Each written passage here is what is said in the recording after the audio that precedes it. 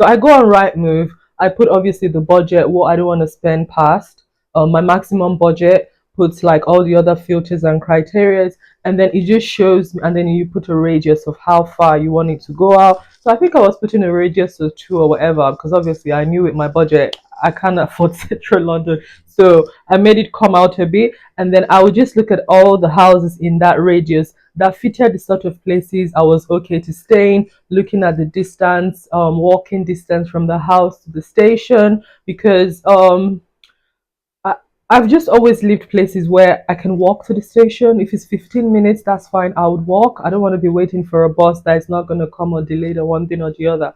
So that was quite important to me. So that's what I was doing anyway. But when I was looking at the South London places, all of the houses that were within my budget just were not walking distance to the station. And so I immediately started to see, oh, I may have to compromise on this. And so I was like, okay, it's fine. Just go and view the place. If it's somewhere you love and everything fits what you want, and you just have to compromise that the walking distance to the station is not great, you just have to do that. And so I went to view those places. So I was always having to take a bus. And because the station had like the Elizabeth line, I was like, oh, okay, at least in a few minutes I'm in Liverpool Street. If I wanted to go to, Egypt, the Elizabeth line just goes to so many different places. You can go to Heathrow Airport. So I was like, oh, okay, that's a plus size as well. But anyway, as you can see in the comments I made, I was just not feeling those places. So the next place, I was like, okay, let's start looking at East London. Maybe that's where you grew up. Go back to your roots. So you see now coming up the houses I viewed in East Good London. life. A mí me gusta la good life. Yo solo quiero la good, good life. Good, good life. Good, good life. Que no pare la good, good life. Good, good life. Good, good life. Dame más de esta good, good life. Hi, so I'm just here. Today is Monday, the 13th of May, and I've got great news. After, that electricity provider that shall not be named tried to mess me up, I've got great news. So I still got a good mortgage decision in principle, which has given me a good amount that I should be able to like get for a mortgage. And so the hunting for my property continues. And so I actually viewed a property on Saturday, which is like 2 days ago. And I was really looking forward to that property, hoping I would like it. It was a property in East London, a 2 bed. It says a 3 bed, but the third is not really a bedroom because a single bed can't even really fit there. It's like a box. So I think it used to be like an old sewing room or something like that. Somewhere you can make an office, like a really small office. But then it has 2 good-sized bedrooms.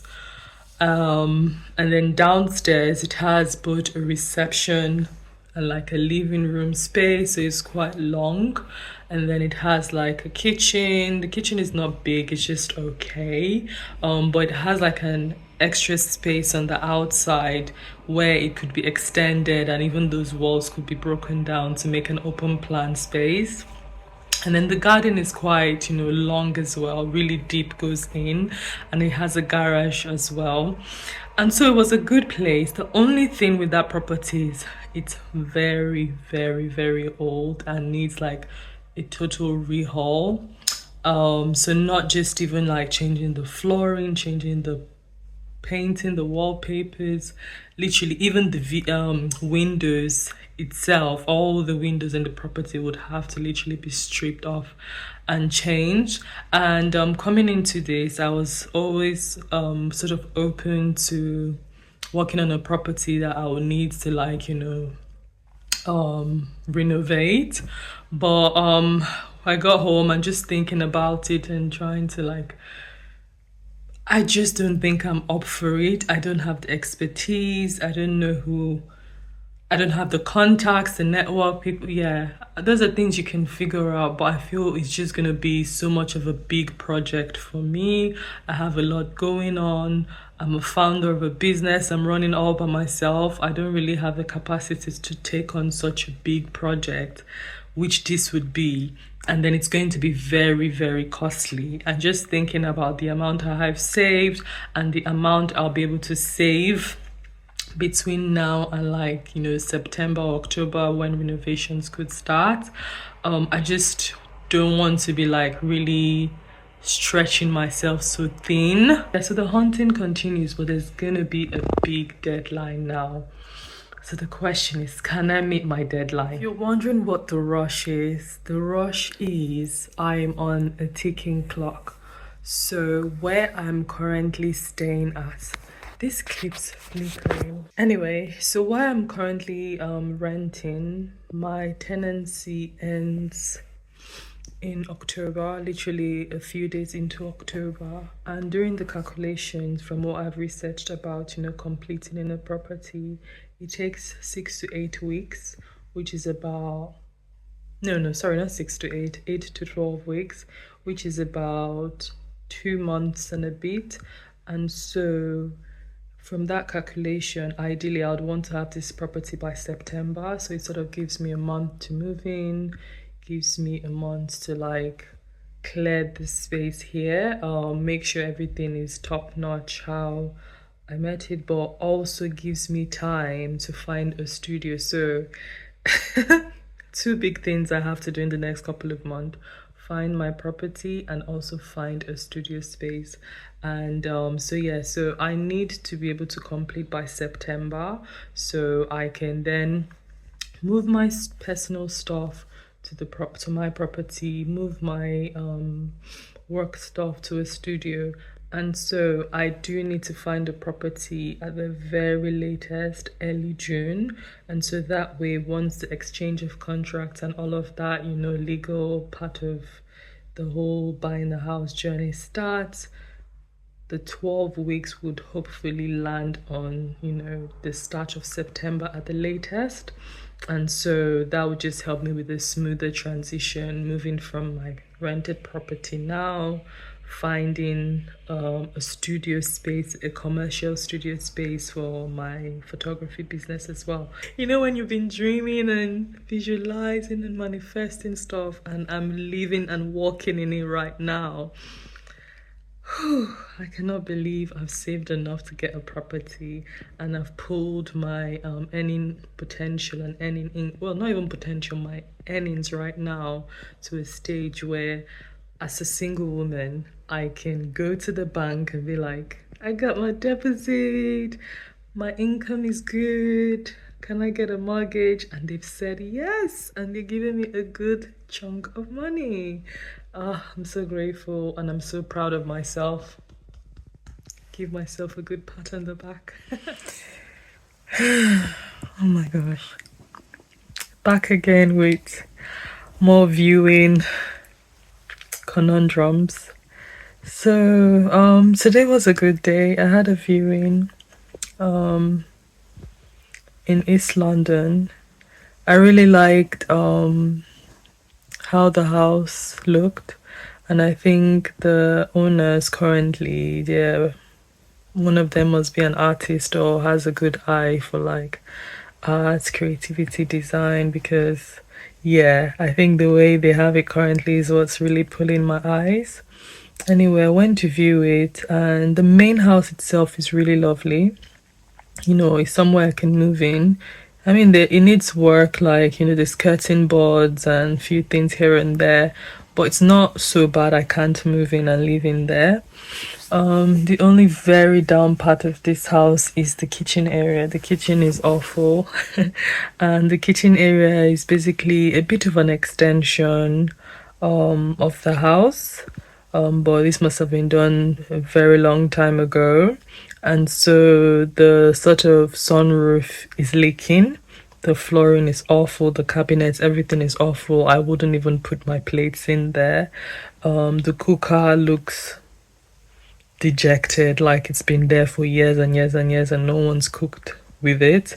even though the agent said the previous, like the owners were living in there and they're selling because of divorce, but maybe they just never cooked because I don't see that oven ever being used for food. Your food would probably come out contaminated. It's that bad. So even though I can move into the house, I wouldn't be able to use the kitchen. Definitely, I wouldn't cook or put any of my crockery or anything in there. So that's something that would have to then, work will have to be done ASAP. And so the space, everything is lovely. The garden, oh my gosh. The garden blew me away. It's massive. Like even the way they have sun lounges on there. So there's like a higher part you come out of like the extension they've made, and then you take some stairs to go down, and then the garden still like goes further along. I'm like, wow, I can see myself here. But the agent didn't have the keys to the garden, so I was just seeing it through like the greenhouse, clear view windows. It looks lovely, looks amazing, but it would require a lot of work. So there's just one bathroom and toilet, which is downstairs. The way it is as well is not ideal. Like it's a spacious house. There's a big space where you can knock down walls and just make it a much bigger, bathroom, which would be amazing, but then that would cost money.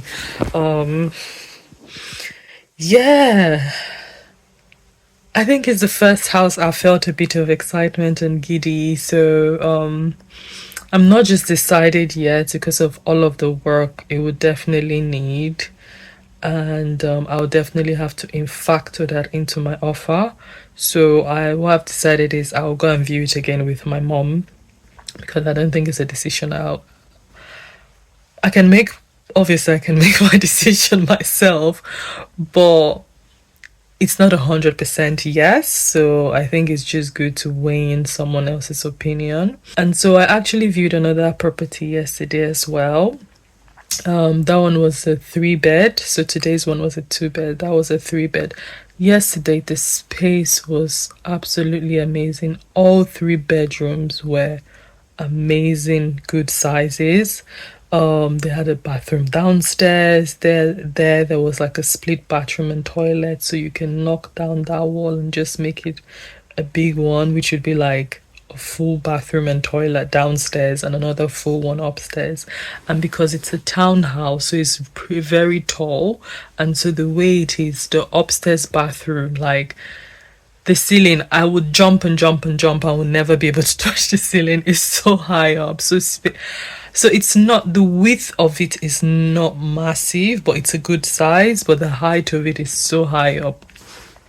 So yeah, that would have been an amazing size. The kitchen, a very good size. Could have a dining table there. The living room space, which is on the first floor, was a good size as well. The house itself was perfect. Like I would have scooped it up right there and then. However, the only thing that's made me say absolutely not was just the area the house was in. So the area, not the area in terms of the neighborhood, but a bit in terms of that, but more of like the surroundings of the house. One, the garden is so small. And then just behind the garden is like a kind of walkway, alleyway leading to other places. I'm just like, yeah, I don't want to have an alleyway behind my house. And so you're in the garden, it's really small. You can see your neighbor. I don't think it's not even bad you can see your neighbor, but just the way it's positioned, it's not nice. And then when I went upstairs, looking out of the window from the living room to look down, the view is just abysmal. And then from the front as well, the room, which would be my room, the biggest one, looking out of the window, and I was like, oh. So there's a church right in front of the house. the building. Not even a small, a massive, gigantic obstruction of a church. And I'm like, yeah, I'm a Christian, but I don't want there to be a gigantic church right in front of my house. Literally, there's no view. You just look and it's this massive building. So that was just a big turn off. And the house is not like pulled away from the road. It's like very close to the road, and then the church is just there.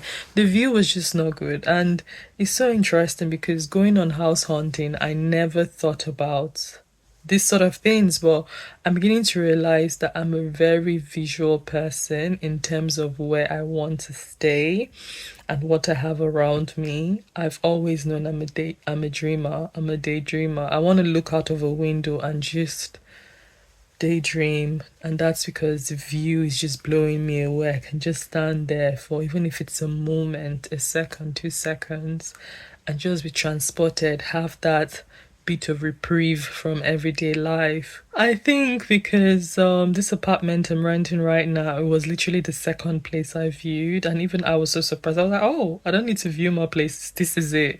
I just felt that synchronicity and like, yeah, this is your space.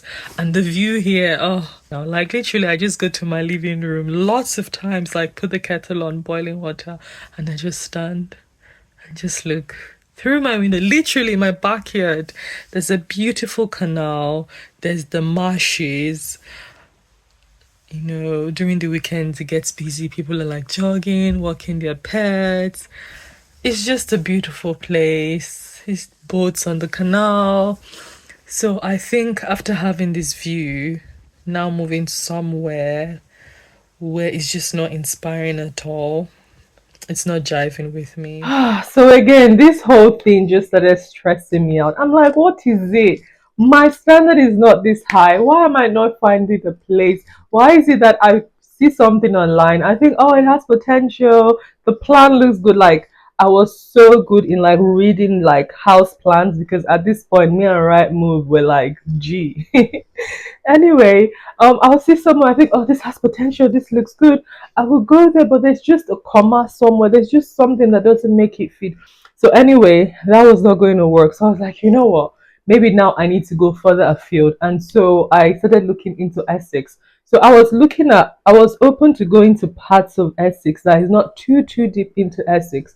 But if anyone knows the National Rail, the C2C line, literally in 30 minutes the fast train can get you into central London. You can get to West Ham, train to the Jubilee and go to other. It can just connect you quickly. So I was fine on going to those sort of places on the outskirts of London because with the fast trains I can be in London, and it was quite important for me to have these routes. Like I said, I'm an artist.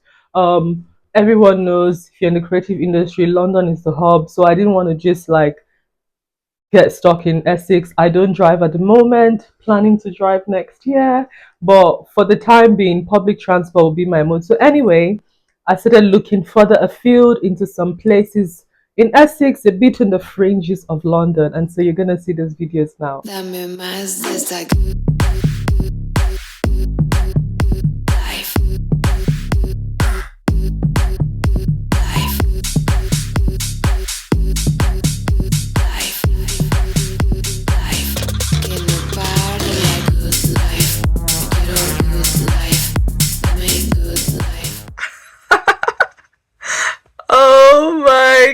Oh my gosh, look at me. I have all this on my face.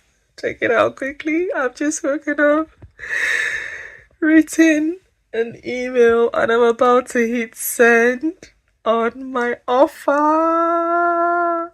So one of the homes I visited yesterday, I totally love it. I can't even lie, I've been a bit nervous this morning. I'm like, is this it?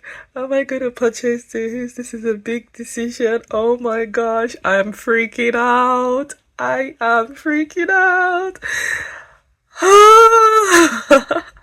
I googled how to make an offer letter.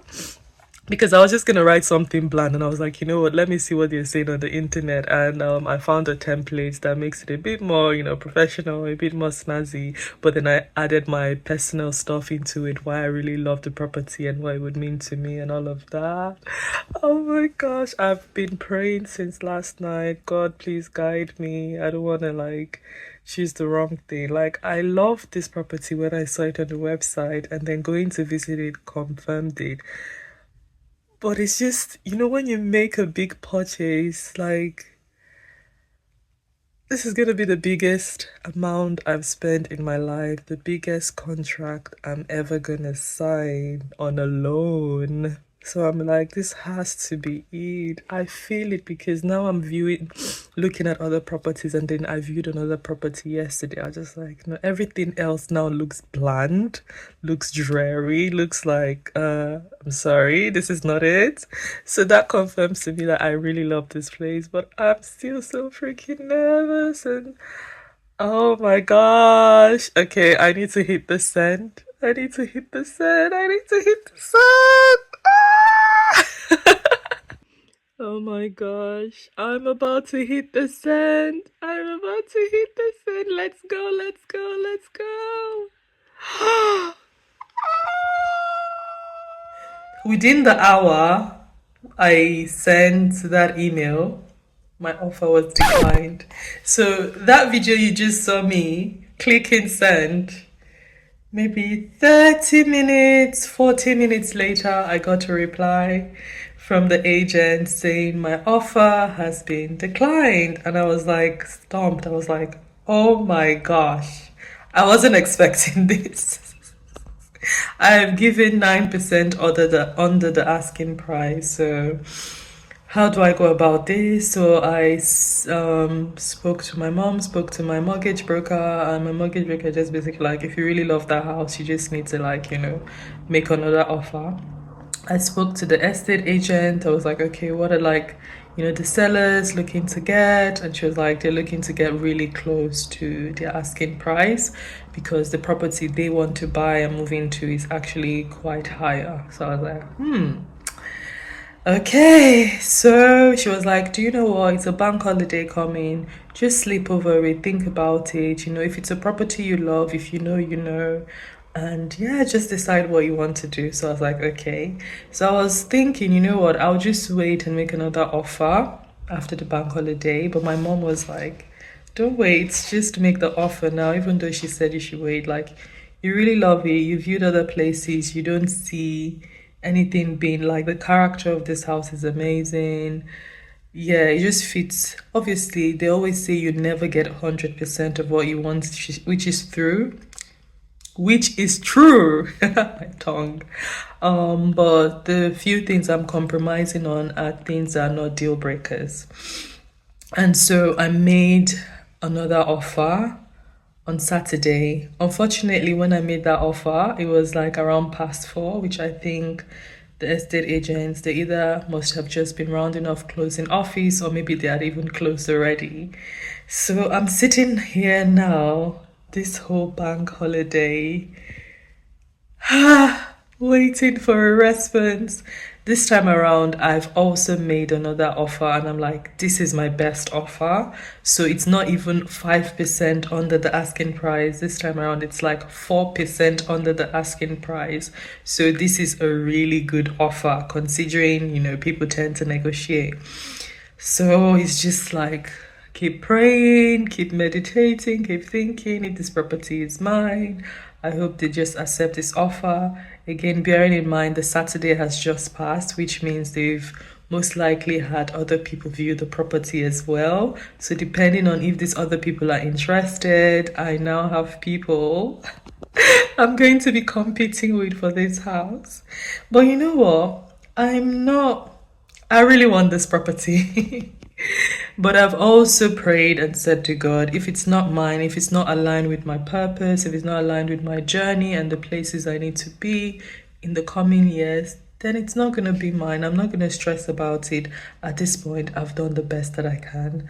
I've gone to this property, I've saved all this money for the deposit. I've made a really strong offer. If it's mine, it's gonna be mine. But at this point in time, I've viewed a number of houses and I don't see anything else in the price range I'm going for beating this property I now love. I just keep thinking about the staircase, the bath, the insides. I'm already dreaming of how I'm gonna put the decor, hang up my pictures. There's a loft, what I'm gonna do in the loft. Oh my gosh, I need this property to be mine. Oh God, if it's your will, let it be done. That's all I can say. If it's your will, let it be done. Two can play that game. Ooh, okay. So update on this whole property journey. I got a call from the agent from the house I placed an offer for. This has been a week. It's taking the sellers a week to get back to me on my offer. What is a really strong offer? So, I mean, I get it. I understand. They probably were waiting to have more viewings to see if other people would make, bigger offers. Well, lo and behold, it seems I'm the only one that has made a very good offer. And so finally come back to me after a week asking if I can meet them in the middle. And that means they want me to add another 5K to my offer. Yeah, I'm not sure about that. In between this whole waiting this week, I've just realized that while I know I'll have to compromise on something, when you're buying a house, everyone says there's something you end up compromising on. I don't mind that, but it's almost like the veil has been sort of pulled away in front of my eyes. And I've just realized I was actually compromising a whole lot to get that house. And that's because, like I've said, I love the aesthetics. If I don't end up getting that house, I'll show the pictures of it now so you get what I mean. I love the aesthetic of the house. It's unique. I haven't seen any, home that has that, like the way the stairs is in the middle of the living room, leading upstairs is beautiful. The main bedroom has like a master suite, which like this beautiful lavish bathtub separated from the wall, really luxurious, has a screen on the wall. I can just imagine myself there just distressing after a long day, long week. So I think that's really been clouding my judgment. But I remember thinking the kitchen is too narrow. I remember thinking the garden is way small, which means I can in the future extend. I remember thinking there's not a lot of light coming into this property. The windows are not facing like good places where sunlight comes in. I look through the window and it's like on the side of the house building, covering my view from the main bedroom. The only parts of the house that receive good lighting is the second bedroom and the front part of the living room.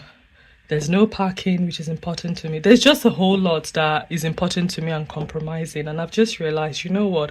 I also have to think about the future. In the future, maybe in another 3-4 years, I would like to, move on to another property and rent this property. How well would I be able to rent this property to different people? So thinking of all of that, I just realized I'm compromising a whole lot because I love the aesthetics of this property, but this is not my dream home, this is not my dream home, and whichever house I choose, I can change, do the whole interior decor and all of that to make it to my liking, my quirky taste and all of that. So anyway, this 1 week they've taken to get back to me has actually given me time to think, analyze, and I guess just realize I may rather go for something else. So I've told the agent today I'm gonna have to think about it. Today's a Friday, so I'm also gonna put them on hold. Like I said at the start, two can play that game. So I'm gonna come back to them on Monday with a final decision if I'm gonna go ahead with that property or not. In the meantime, tomorrow I have, I think, 5 viewings, and once I view those properties, I'm just going to make up my mind and decide on which of them I would like to go for. I've viewed so many now. I know how they tend to look around the area in London, how the houses have been built. So it's just finding the most that is going to meet my needs. It's not going to make me compromise on the most important things to me. And in the future, can be rentable. In the future, I can extend. In the future, I can convert a loft. I need to think about it strategically this time around now. Good life, good life. Que no pare la good life. Ya no vuelvo a la old life. No me aburre la good life. I actually found somewhere I loved, which I haven't shared, but it's right next to a power tower. So basically, you know those giant electricity towers? I'll put a video. The house was right next to it. It was, I really, really wanted that house badly, but after doing my research and talking to a few people, it's just like, if you can avoid it, avoid it.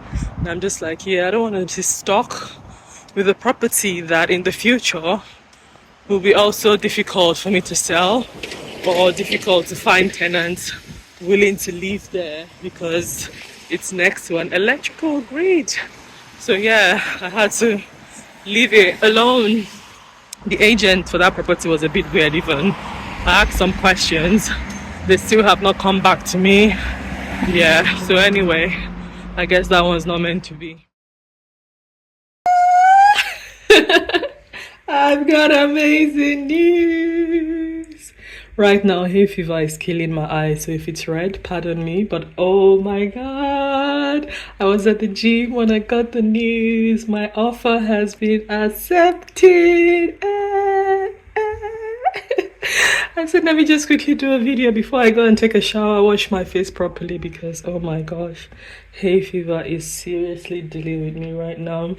I rode my bicycle to the gym and there's lots of like trees and grass and nature leading to the gym. So yeah, I'm dying right now, but no, I'm so happy. Oh my gosh. So there was a bit of a negotiation. I made a first offer, which was very high. But the seller, the agent came back and said the seller wanted me to add 5k more on it to make it closer to their asking price. And I was just like, you know what? This is within my budget. Looking at other properties, they are the same, around the same price mark or higher. So I would still end up paying this amount of money.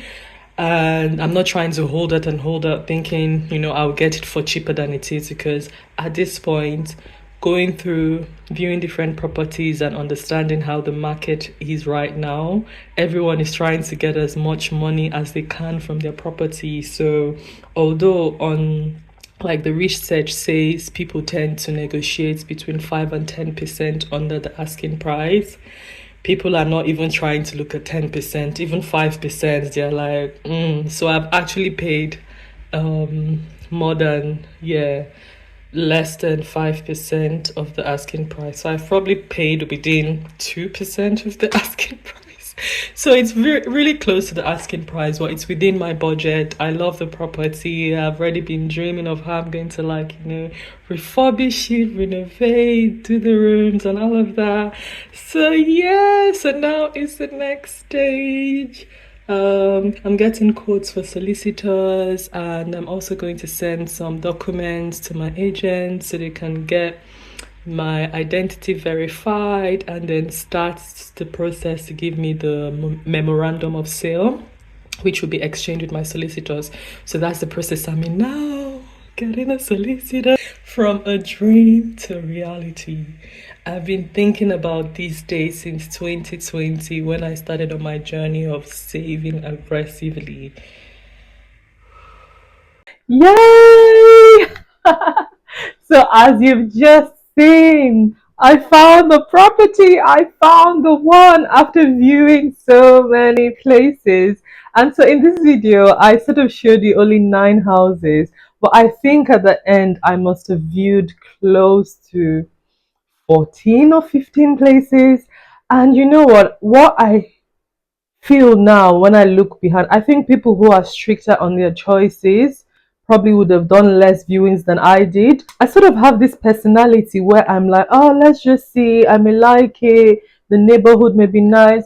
I'm usually open to things, and that's why when I would see a property online, I feel like it's not really it, but I'm like, who knows, who knows? In person, you may feel different. Just go and see it. So I just kept on going to see places. But it came a point where I just realized I've seen so many houses now in my price range, and I had a good sense of what they look like. And a lot of them was just not hitting the spot for one reason or the other. So anyway, I hope you've enjoyed watching this video. I hope this whole journey of seeing my viewings, my thoughts and feelings at the moment and all of that has been quite insightful to you. Maybe it's even you've enjoyed it, like the agony I was going through. But anyway, we're now coming to like the legal part of this whole process. So this all part was supposed to be the fun part. I wasn't having fun.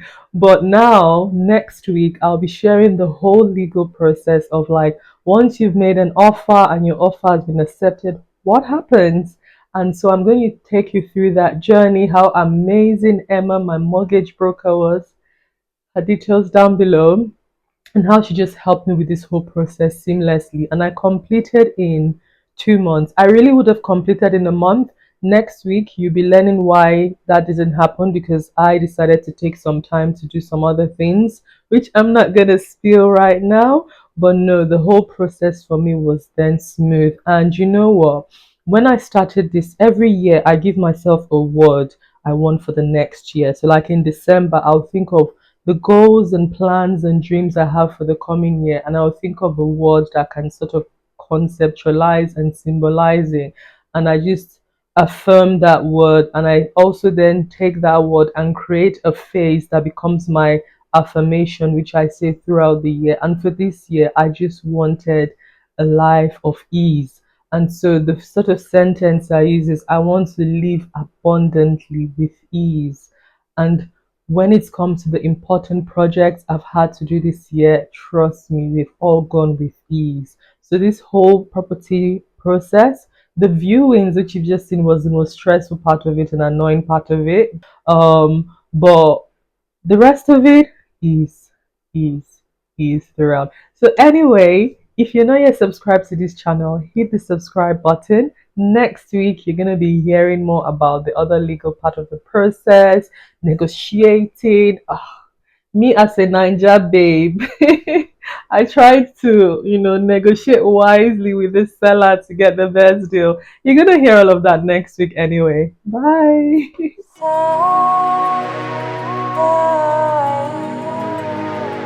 Your eyes should, eyes should, eyes should have